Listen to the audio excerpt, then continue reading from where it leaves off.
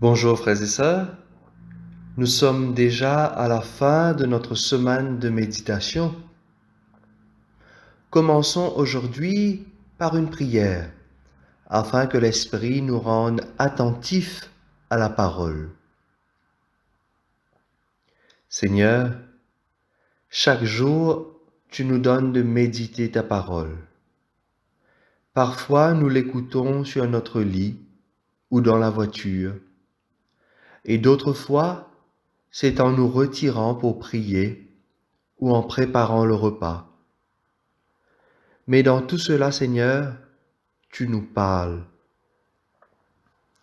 Ta parole vient transpercer nos cœurs et d'autres fois, elle nous laisse indifférents. Mais dans tout cela, Seigneur, tu nous parles. Parfois, nous voulons partager cette parole et d'autres fois, nous hésitons. Mais dans tout cela, Seigneur, tu nous parles. Alors, Seigneur, que ton Esprit Saint nous aide à mieux comprendre ta parole et fortifie notre foi. Lecture du livre de la Genèse, chapitre 46, versets 1 à 7. En ces jours-là, Israël, c'est-à-dire Jacob, se mit en route pour l'Égypte avec tout ce qui lui appartenait. Arrivé à Beer-shéba, il offrit des sacrifices au Dieu de son père Isaac, et Dieu parla à Israël dans une vision nocturne.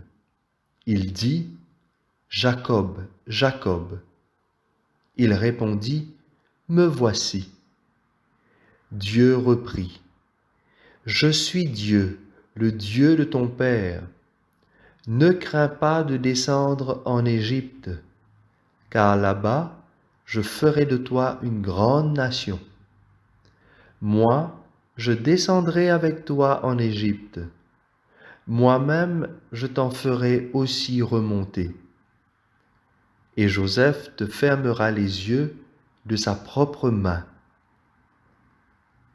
Jacob partit de Beer-shéba, ses fils l'installèrent avec leurs jeunes enfants et leurs femmes sur les chariots que Pharaon avait envoyés pour le transporter.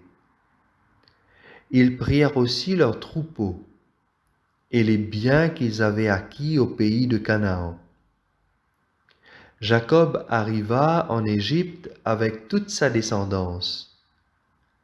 Ainsi donc, ses fils et ses petits-fils, ses filles et ses petites-filles, bref, toute sa descendance, il les emmena avec lui en Égypte.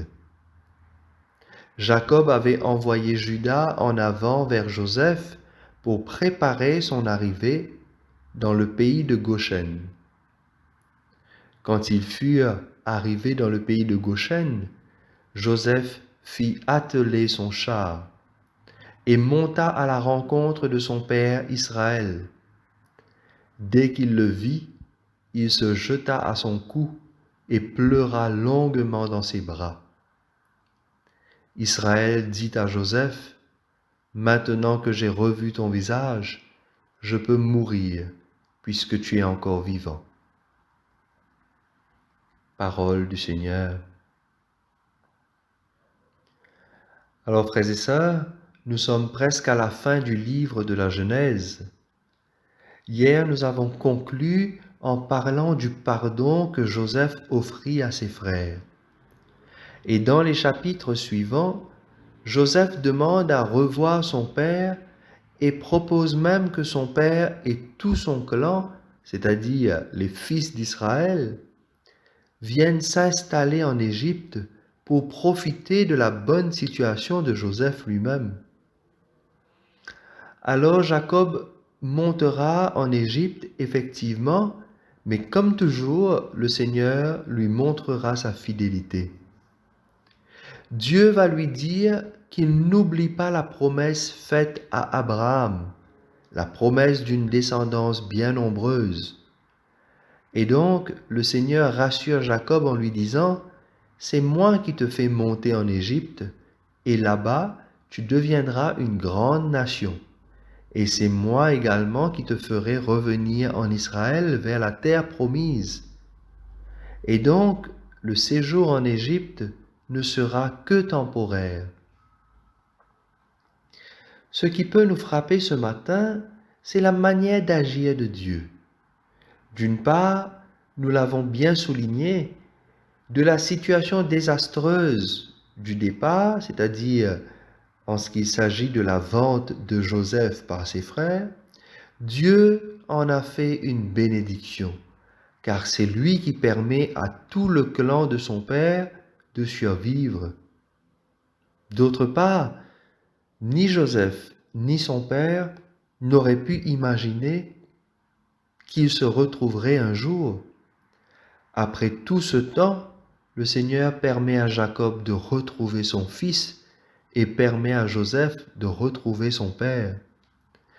Tant qu'il y a de la vie, il y a de l'espoir, selon le dicton.